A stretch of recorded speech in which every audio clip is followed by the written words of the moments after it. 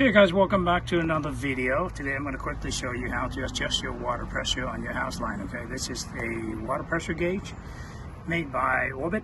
Watts also made a similar one, so you can buy either one, works the same. I have attached to my spigot here, and this is your main water pressure regulator. It looks like a bell. You might see something with the black tops here as well. Okay.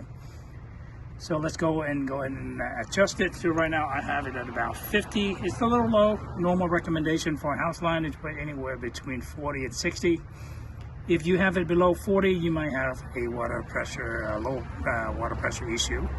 If you have it over 60, you might cause a leak or a potential rupture on your house line there. Okay.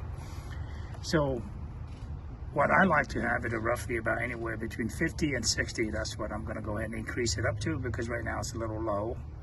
So the way to adjust it is very simple. First, you're going to have to loosen the nut here. This is to tighten it so that you don't mess around with it. And to increase it, you're going to do clockwise. Decrease it, you're going to do counterclockwise. So I'm going to go ahead and do an increase on here. So I'm going to go and move it clockwise, and you want to do it just a quarter turn only. Okay, let me see if I do a quarter turn. You might see that move up. Right, let me go and do that. See that gauge is actually moving up a little bit there. Okay, so you keep doing that until you get to the pressure you like. All right, hope that helps, and I'll see you in your next video. And if you like the video, please give it a thumbs up. And I'll see you next video again. Take care. Bye-bye now.